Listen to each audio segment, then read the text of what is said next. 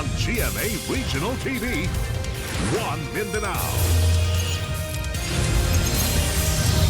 Aniya na ang mga dagkong balita karong adlaw sa One Mindanao. Human ang sagunsong taas presyo sa produktong petrolyo, lauman ang kapin 2 pesos kada litro nga paggunhod sunod semana. Mga bagong napili nga opisyal sa Davao City, nanumpa na. Vice President Sara Duterte, mitambong. Pipila ka mga estudyante, nakuhaan og video nga buwis buhay nga mitabok og suba nga taas ang level sa tubig sa Midsalip, Zamboanga del Sur. Pagpanumpa sa mga bagong napili nga opisyal sa Samal Island sa Davao del Norte, gipangunahan ni Vice President Sara Duterte. Pagpangawat sa usa ka balay sa Pulumulok South, Cotabato, nakuhaan sa CCTV. Mga kabaw, time out sa pagdaro kay mirampa sa kalsada ug magparesan nga senior citizen lakip sa gikasal atol sa Kasalang Bayan sa 58th founding anniversary ug ikaduhang Mais Festival sa Barangay San Isidro sa General Santos City. Kini ang GMA Regional TV, One Mindanao. Mayong hapon Mindanao, ako si Sara Hilomen Velasco. Gipahigayon karong hapon ang inaugural ceremony alang sa newly elected Davao City officials nga gipahigayon sa Sangguniang Panglungsod Building sa Davao City. Nanumpa na sa katungdanan si incumbent Davao City Mayor Baste Duterte isip Vice Mayor-elect sa syudad. Nanumpa na sab ang mga elected city councilors sa tulo ka distrito sa syudad.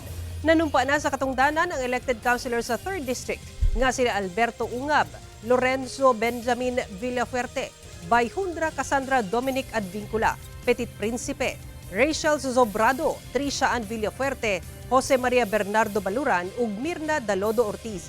Nanumpa sab si 3rd District Congressman Isidro Ungab. Ang 2nd District Councilors-elect, Diosdado Angelo Mahipos Jr., Ralph Abella, Louis John Bungguyan, Richlyn Hustol Bagilod, Al Ryan Alejandre, Danilo Dayanghirang, Arnolfo Ricardo Cabling ug 12 Apostol. Ug 1st District Councilors-elect, J. Melchor Kitain Jr., Luna Maria Dominic Acosta, Jessica Bungguyan, Bonds Andrew Militar, Ragdinino Ibuyan, Temujin Ocampo ug Pamela Librado. Opisyal na nga nanumpa si incumbent Mayor Baste Duterte isip elected Vice Mayor. Personal kining gisaksihan sa igsuon niyang si Vice President Sara Duterte, inahang si Elizabeth Zimmerman ug ang pamilya ni Mayor Baste. Sa iyang mensahe, sumala ni Mayor Baste nga luyo sa pag-atubang sa dakong makinarya sa administrasyon sa bilabay nga eleksyon, nagpabiling madaugon ang Davao City. Wala na kadaog ang kwarta, inay ang prinsipyo ang nagmadaugon. Gibalita ni Mayor Baste nga sa milabay nga tulo ka tuig, padayon ang pagsaka sa income sa Davao City gikan 5.1 billion pesos sa 2022 ngadto na sa 5.9 billion pesos sa 2024. Laki pang pagsaka sa gross domestic product. Padayon sabang pagsaka sa ihap sa tourist arrivals, laki pang pagsaka sa ihap sa negosyo. Nagpabiling insurgency-free ug padayon nag-ooperate ang syudad nga walay utang.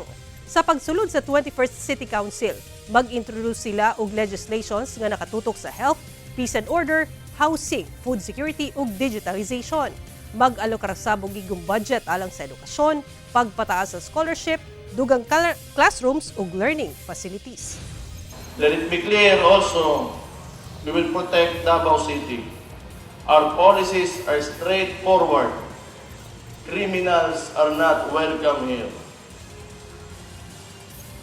We are here to implement the law. We expect everyone to comply with the city's laws and policies to ensure order in our communities. We will not compromise the future of our city for anyone's personal interest. Gipangunahan ni Vice President Sara Duterte ang pagpanumpa sa mga bagong napili nga opisyales sa Samal Island sa Davao del Norte. Atong sayron ang detalye niini sa live report ni John D. Esteban. John D. Sara, ang bagong mayor sa Island Garden City of Samal sa Davao del Norte mao si Mayor-elect Toto Reyes. Bugat ang iyahang bahad batok sa mga iligalista. I, your name?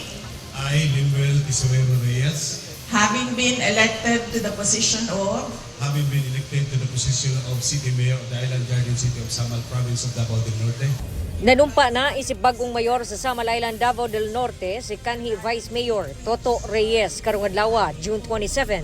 Mismong si Vice President Sara Duterte ang nag-administer niini hasta sa bagong Vice Mayor nga si Richard Gendulman ug sa mga city councilors. Ang bagong mayor nagpasidaan sa mga iligalista.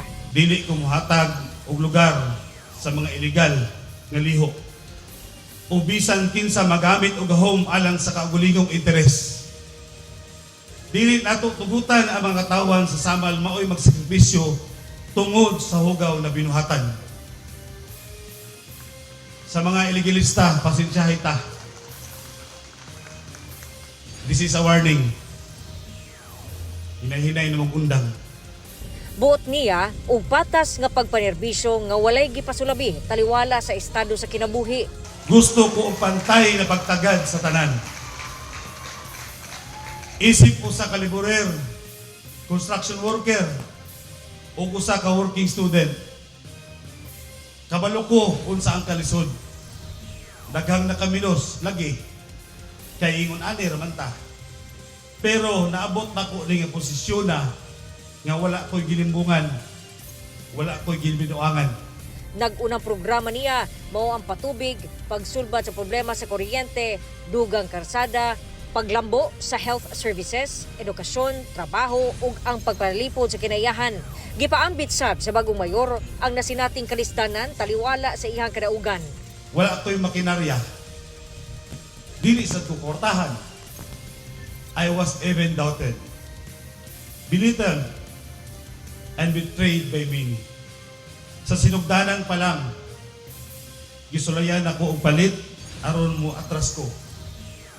Pinaagi sa makatintal ng mga tanyag sa kwarta. Impluensya ug sayon nga kinabuhi. But I have the strongest support system. Giauhag sab niya ang partisipasyon sa tanang Samalenyo alang sa kalambuan sa isla. Samtang nagpaambit usab si VP Sara sa iyahang mensahe alang sa mga bag-ong naelek nga mga opisyal.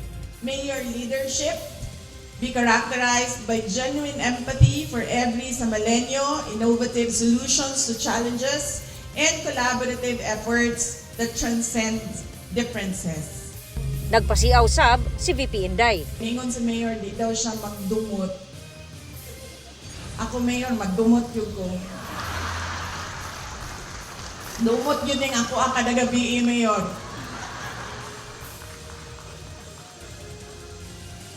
Pero, pareho ni mayor. Dili ako ang pinakamaayo, pero dili pod ako ang pinaka-bright. Pero walay makapindig yun. Sa kakusog sa ako ang kasing-kasing o sa ako ang dughan na musirbi sa ato ang nasod. Sumara ni sa Vice President Sara Duterte nga andam ang Office of the Vice President nga mutabang sa mga programa o proyekto sa bag-ong administrasyon sa Samal. Ug iyang gipunto nga labing importante gyud nga matutukan ang patubig ug ang problema sa kuryente sa isla. Sara. Okay, daghang salamat, John D. Esteban. Atong sayro ng dugang pang mga balita sa Mindanao. Makabanato si Cyril Chavez live sa Cagayan de Oro City. Cyril. Salamat, Sarah. Human sa big time nga usbaw sa presyo sa lana karong semanaha. Lauman ang pag-ubos ni ini og kapin 2 pesos kada litro sunod semana. Sumala sa Oil Industry Management Bureau sa Department of Energy, base sa 4-day trading, posibleng maubos og piso, kutob piso og 40 centavos ang kada litro sa gasolina. Piso og 60 centavos, kutob 2 pesos og 10 centavos kada litro sab ang pwedeng iubos sa presyo sa diesel. Og ang ikunhod sa matag litro sa kerosene, posibleng 2 kutob 2 pesos og 20 centavos. Kung madayon, kini ang unang pag-ubos sa presyo sa gasolina, human ang unom ka semana nga pagsaka. Una sab kini human ang usbaw sa presyo sa diesel sa ikaupat nga semana. Ug una sab human ang pagsaka sa presyo sa kerosene sulod sa 3 ka semana. Ang posibleng pagkunod sa presyo sa lana human gianunsyo ni US President Donald Trump ang ceasefire tali Israel ug Iran. Mamahimo pa kining mausab base sa resulta sa trading karong adlaw. Nahulikam ang pagsulod sa usa ka kawatan sa usa ka panimalay sa Pulumulok, South Cotabato. Suspect padayong ginaila sa otoridad. Nakaalerto si Efren Mamak. Sa kuha sa CCTV, makita kining lalaki nga mikatkat sa pader sa usa ka balay sa barangay poblasyon sa Pulumulok, South Cotabato, pasado alas 3 sa kadlawon niadtong Sabado. Malampuson kining nakasaka og nakasulod sa gawas lang sa balay ug didto na naniid pinaagi sa pagsilip sa bintana sa balay. Apan kalit kining milingkod, taod-taod miadto kini sa gamay nga garahean ug padayog nga niid. Human sa pipila ka segundo, mibalik kini sa bintana ug hinay-hinay nga giablihan ang sliding glass niini. Dihang naablihan na, milili kini sa sulod dayon kalit na sab milingkod, taod-taod mitindog kini og didto na misaka sa bintana. Human sa pipila ka minuto, duna kini gipanggawas nga gamit nga gituang gikawat niini sa sulod sa balay. Sa laing kuha sa CCTV, makita ang pagsulod sa lalaki sa sala sa balay. Gihalungkat niini ang bag nga anaa sa sofa o gidala. Milili kini sa bintana dayon miadto sa dining area. Dunay gikuha og taod-taod misulod sa kwarto. Human sa pipila ka minuto, migawas kini balik sa sala og naniid sa estante og sala. Didto nakita niini ang daw tablet phone. Gibilin niya kini kadali og naniid na sab sa bintana ug laing parte sa balay. Taod-taod gikuha niini ang tablet phone og gibutang sa gawas sa balay pinaagi sa bintana. Mibalik kini sa kwarto ug duna na say gidala paggawas. Apan kalit kining milingkod dayon mitindog na sab og naniid sa bintana. Nagpadayon kini sa pagtuyok sa sulod sa balay sulod sa 9 ka minuto. Hangtod migawas na kini sa bintana kung asa siya misulod og gisirado ang sliding glass. Sumala sa tagbalay, nadala sa kawatan ang tablet, wallet nga dunay kwarta, ATM cards, credit cards ug mga IDs. Mukabat matud pa sa 10,000 pesos ang nakuha sa kawatan. Ilabihan matud pa ang ilang kahadlok kay anaa sila sa taas sa ilang balay na nga tulog niadtong tungura. Wala gyud mi ka kuan kadungog nga sabag katong time wala gyud mi na kamalay gyud tos dito pud mi sa second floor gatulog dili pud gyud nang madunggan.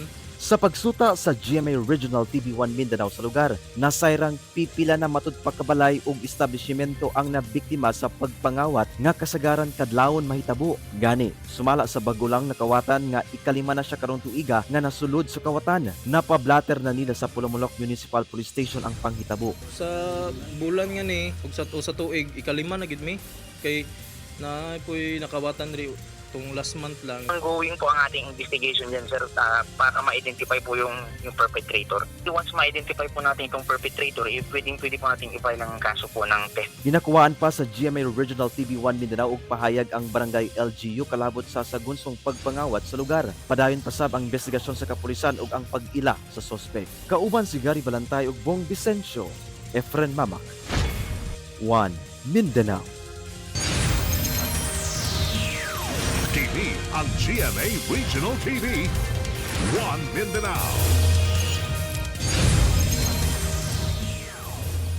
Pipila ka mga estudyante ang nakuhaan og video nga milabang sa usa ka suba bisan pa man gibaha aron lang makauli sa ilang tulungaan sa Midsalip, Zamboanga del Sur. River crossing trail nakatakdang ipahigayon sa otoridad alang sa kaluwasan sa mga estudyante nga nagatabok gayud sa suba. Ang detalye sa report ni Efren Mamak.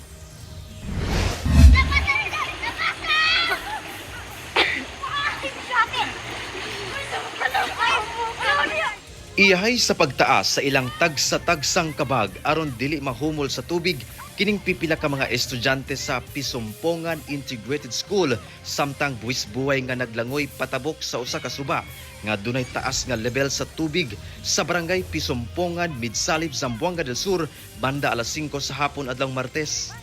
Ang maong aktual nga pagtabok naatlan mismo sa school head kinsa natanggong sab sa maong tubig baha nga epekto sa nasinating pag-ulan sa lungsod. Matud pa, usa ka estudyante ang unang mitabok, apan misunod na sab ang uban. Sagad kanila, ana sa grade 5 padulong high school na.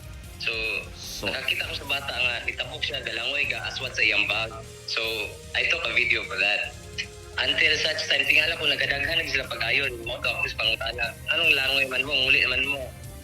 Ang ano inyong gipugos. So ingon siya nga, kinahanglan na mo uli kay napay tugwayon, napay mga hayop pa nga ila pang itugway. Kay ulan na po, balaka sila kay basin mapahaan po nilang mga hayop. Kamatikdan sab sa laing video nga doon na say pipilak ka mga ginikanan ang migiya sab sa ubang estudyante sa pagtabok sa maong suba, ilabi na sa mga gagmayng estudyante. Ang bayanihan na even though dili ilang mga anak, pero ilang gihakot balik-balik ba until nahurot kita ng bata sa suba. Ilang gikuha para makauli. Matud pa, nagatabok gayud ang maong estudyante sa maong suba. Apan, gika-alarma gyapon kini sa otoridad, gumikan sa hulga sa pagkaanod, ilabi na kung magdaot ang panahon. Busa, duna kini abiso sa mga tagdumala sa mga tunghaan nga anaasab sa maong lugar. Ang ako lang abiso gyud sa ato lang mga teachers, mga heads sa school nga dapat kung naman ulan gani nga may baluan atong palihog, atong paulion og sayo ang mga estudyante nga katong mutabukay. Subay ni ini, nakatakdang magpahigayon og river crossing drill ang MDRRMO Midsalip kauban ang PNP ug BFP ngadto sa mga estudyante. Kauban ang ilang mga ginikanan lakip magtutudlo sa maong tunghaan alang sa saktong pamaagi sa pagtabok sa suba. Nagsumiti na sab matud pa ang maong tunghaan og resolution ngadto sa LGU kalabo sa pagmuntar og hanging bridge sa maong suba. Na buhatan na mo na og report sa pagkakaroon lagi mo tong murag mag-request gyud sir og kwan nga dinalian ba nga mabuhatan og tulay diha kay DP na mo gyud naghawid na sir. Kauban si Gary Balantay ug Bong Vicencio, Efren Mama. 1 Mindanao. Kapin 70 ka bagong pusa nga pawikan ang gibuhian sa kadagatan sa Glan Sarangani. Samtang usa ka tarsier nga na-rescue sa General Santos City ang gibuhian sab sa Tupi South, Cotabato. Atong ibalik si Efren Mamak. Luwas nga nakabalik sa iyang natural habitat ang usa ka tarsier human kini na rescue sa usa ka tricycle driver sa General Santos City niadtong Domingo. Ang maong mananap nahibalik sa Tarsier Sanctuary sa Barangay Linan, Tupi, South Cotabato niadtong Martes. Sumala sa DENR 12, nakitaan sa usa ka dalan duol sa public market sa Jensan ang maong tarsier nga gilayong gi-turn over sa Barangay Hall sa Barangay Dadyanga South. Gi-turn over sab kini sa City Veterinary Office Jensan aron sa saktong obserbasyon. Diyang nasuta nga anaa kini sa maayong kahimtang. Gidala kini sa buhatan sa Pendros, South Cotabato ug dayon sab nga gibuhian. Samtang nagpahimangno ang DENR sa publiko nga i-report dayon kanila kung dunay makit-ang mananap labi na mga wildlife aron ma-rescue ug mahatagan og saktong pagtagad. Samtang mukabat sa 78 ka bagong pusa nga olive ridley sea turtle ang gibuhian sa kabaybayon sa Barangay Tango sa Glan Sarangani niadtong June 19. Gisaksihan kini sa pipila ka mga residente sa maong lugar. Nagpahigayon sab og public awareness drive ang DENR SOC Sergeant aron dunay saktong kaalam ang katawhan sa hisgotanang marine wildlife conservation. Ang olive ridley sea turtle nasakop sa threatened species nga protektado sa balaod ilawom sa Republic Act No. 9147 o ang Wildlife Resources Conservation and Protection Act. Kauban si Gary Balantay ug Bong Vicencio, Efren Mamak. 1 Mindanao. Nagpadayon ang sending of entry sa Kapuso Big Time Panalo Season 3. Send na Kapuso kay basin ikaw na ang mudaog sama sa usa ka Mindanawan nga usa sa swerteng weekly winners. Sa ika-75 nga anibersaryo sa GMA, 75,000 ang nadaugan sa upat ka swerteng winners gikan week 1 hangtod week 4 sa Kapuso Big Time Panalo Season 3. Week 1 winner si Gerard Francis Cruz nga taga Manila. Week 2 winner si Minerva Camporedondo nga taga Laguna. Week 3 winner si Leo Aguilar nga taga Samar ug week 4 winner si Gloria Pagasian nga taga Zamboanga del Norte. Mga Kapuso hangtod July 11, 2025 pa pwedeng magpadala og entries. Busa, palit na og participating products ug join na mga Kapuso. Malay mo ka muna ang musunod nga makadaog sa mga musunod nga semana sa daily ug weekly cash prizes ug 7 ka 1 million peso winners sa Grand Draw. Mga Kapuso, magbantay sa fake news, fake Facebook accounts or scam texts. Ang notification sa mga midaog sa Kapuso Big Time Panalo Season 3 pinaagi sa official call or text message gikan sa GMA. Tutok lang sa GMA o i-follow ang GMA Promos Facebook and TikTok pages o mobisita sa microsite sa GMA Promos alang sa complete mechanics and announcements. Ana sa kapin 30,000 pesos nga halin sa usa ka motor dealer shop sa Cagayan de Oro City ang nalibas human gisulod og kawatan. Samtang usa ka notadong kawatan ang nadakpan sab human nangawat og motor sa syudad. Ani report. Nalimas sa kawatan ang di moubos sa 30,000 pesos nga kwarta sulod sa usa ka motor dealer shop sa Barangay Puerto, Cagayan de Oro City atol sa pagpangawat niini pasado alas 4 sa kadlawon adlong Huwebes. Sumala sa kapulisan, usa ka lalaki ang misulod sa mong shop o giukay ang tanang drawer kung asa iyang nakita ang kwarta nga iyang nakawat. Wala madugay, miikyas kini gilayon. Sakay ang usa ka bao-bao. Giwala na sab sa kapulisan ang anggulo nga inside job sanglit. Nakita nila nga dili hanas ang suspect sa pasikot-sikot sa mong shop atol sa paghimo sa krimen. So far wala pa naman, wala pa. Galing tayo doon kanina, wala pa naman silang nasabi. Since kasi pag this tayo na kung inside job, di dapat sana isa lang yung pinintahan niya na kung saan banda yung pera. Pero since inopen niya lahat, so parang hindi siya inside job talaga. Padayon ang follow-up operation sa kapulisan sa posibleng identifikasyon sa mga suspect. Ginasuta sab nila ang uban pang mga CCTV dool sa mong shop nga posibleng makatabang sa kasulbaran sa kaso. Yun ang tinitignan, baka may makuha tayong CCTV na kung saan galing yung bao-bao at saka kung ano man makuha yung plate number. Ginakuhaan pa si GMA Regional TV 1 Mindanao og pahayag ang tag-iya sa motor dealer shop. Samtang dakpan sab sa mga personal sa Kugon Police Station ang 28 anyos nga residente sa Barangay 35 Cagayan de Oro City human masapon nga nangawat og motor. Matod sa kapulisan nga dali nilang girespondihan ang tawag sa Barangay Tanod sa Barangay 35. Human gitaho nga adunay pagpangawat sa motor nga nahitabo. Tuod na kumpirma sa tag-iya sa motor nga iyaha ang motor nga gimaneho sa suspect. Wala na ipahayag ang suspect kinsa bang atubang og kasong pagpangawat. Aligasyon sa atong sir, sa atong biktima, anang pagkabuntag ibilin niya iyang motor diha dapit sa kaning Bitanag Creek. Dayon na pagbalik niya ng pagkalaon na wala na diha iyang motorcycle. So iyang nangayo sa pagkitabang sa atong Barangay Tanod o diha dayon naspatan sa atong Barangay Tanod gidunay ang katong suspitsado. Cyril Chavez, 1 Mindanao.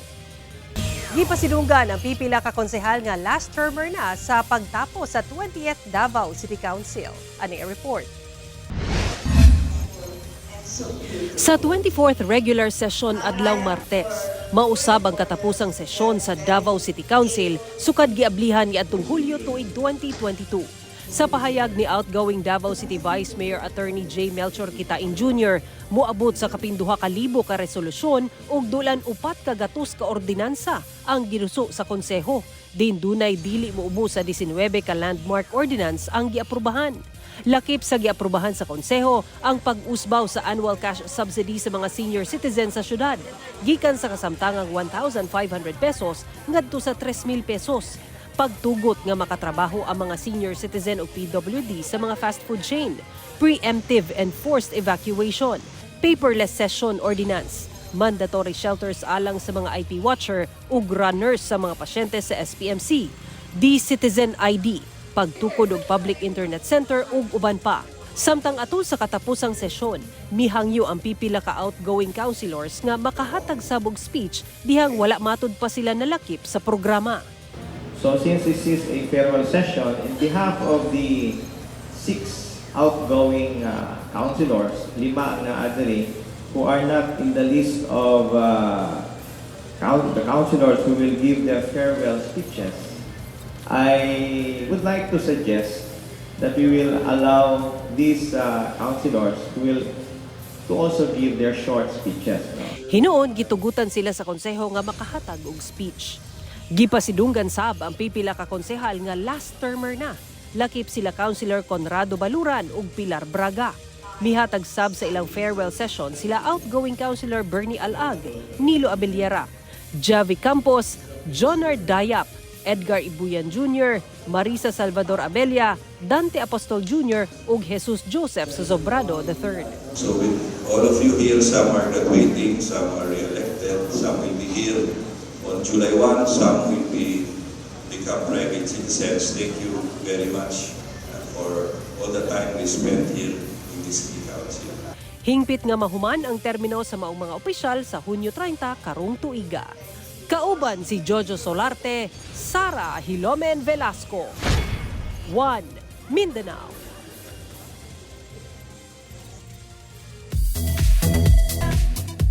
Magsugod na ugma ang kolabanan sa sayawan sa Stars on the Floor. Samtang intense na ang boses bakbakan sa The Clash 2025.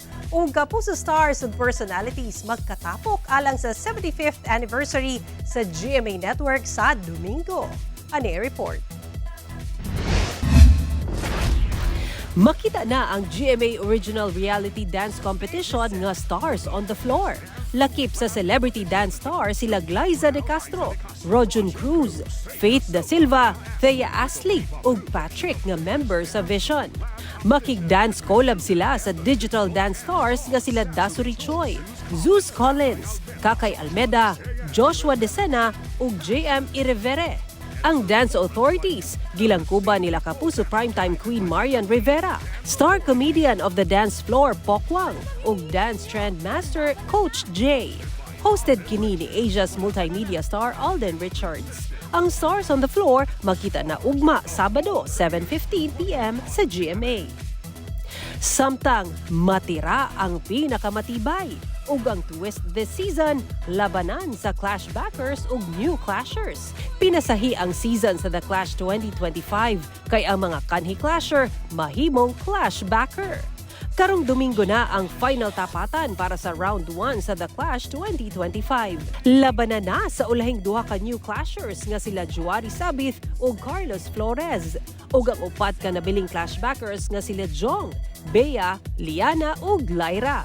Maglabanan sila alang sa nahibiling tulo ka spots sa top of the Clash. At tangi ang ilang boses bakbakan sa The Clash 2025 matag Domingo 7:15 p.m. Kapin 200 ka kapuso stars ug personalities ang magkatapok alang sa pagsaulog sa 75th anniversary sa GMA Network sa Domingo. Lakip kanila ang cast gikan sa nagkadiang GMA shows sama sa Encantadia Chronicles Sangre, Sanggang Dikit for Real, Beauty Empire ug All Out Sundays. Exclusive online ang pasilip sa looks ug OOTD sa kapuso stars sa red carpet. Magsugod ang live stream sa red carpet alas 5:30 sa hapon sa Domingo, June 29 sa social media pages sa GMA Network, GMA News ug GMA Regional TV. Sara Hilomen Velasco.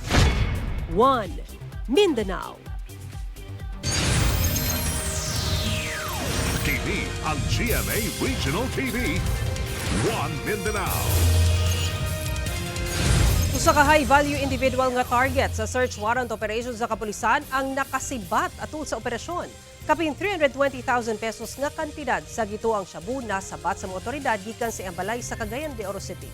Paspas nga nakaiskapo dihang gironda sa kapulisan ang panimalay sa usa ka lalaki sa Upper 29th Street, Nazareth sa Cagayan de Oro City sayo sa buntag adlaw Miyerkules. Sumala sa kapulisan nga ilang target ang usa ka notado nga tulak sa droga sa mong barangay. Pipila ka semana kuno nila nga gipanid-an ang suspect apan dihang gisilbi na unta ang search warrant kaniya paspas kini nga nakadagan palayo silang balay. Apan bisan pa man ini nagpadayon ang Nazareth PNP sa pagrekisa sa balay sa suspect ug dito ilang na-recover ang usa ka dakong pakete sa gituang shabu nga motimbang sa 50 grams nga nagkantidad ug kapin 320,000 pesos. Padayon nga gipangita sa kapulisan ang mga suspect. Gikalingawan sa mga mananawa ang pipila ka kabaw nga wala una nagdaro kay may rampa. Atol sa 58th founding anniversary sa Barangay San Isidro sa General Santos City ug ikaduhang Mais-Mais Festival sa barangay. Atong silipon sa report ni Efren Mamak.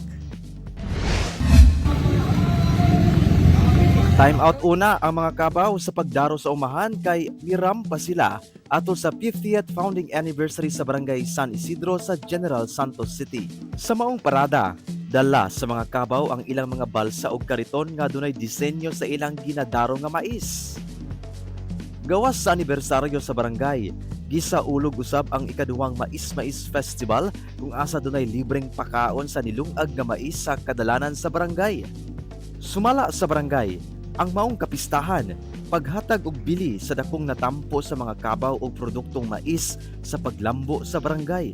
Pinakamalaking produkto na share ng ating mga kaibigang magsasaka ay ang mais. So, Dito po sa Region 12, ang number 1 producer po ang Barangay San Isidro. Duna say pag-contest ang barangay sa pagluto og sudan nga dunay sagol nga mais. Dungan sab sa maong aktibidad ang Kasalang Bayan. Gani gikalipay kini sa duha ka residente sa barangay diyang human sa kapin 42 ka tuig nilang panag-uban nakasal na gayud sila. Sila na karon sila Mr. and Mrs. Jerry ug Hans Lacson. Si Tatay Jerry 63 anyos ug si Nanay Hans 64 anyos. Silang duha mga mamaligyaay og mais sa barangay. Always napupuspon. How many times na napupuspon yung kasal? Ngayon lang talaga natuloy. Thank you very much. Kauban si Gary Balantay ug Bong Vicencio, Efren Mamak. 1 Mindanao.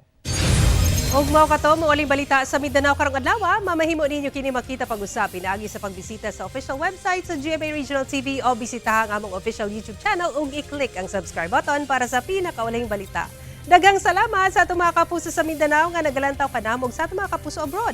Paday lang sa pagtutok sa mga lokal nga balita matag adlaw tungod sa GMA Regional TV, Local News Matters. Kami ang GMA Regional TV 1 Mindanao, tibok pwersa para sa mas na komisyon ug mas halapad nga pagserbisyo sa nasod. Happy weekend mga kapuso!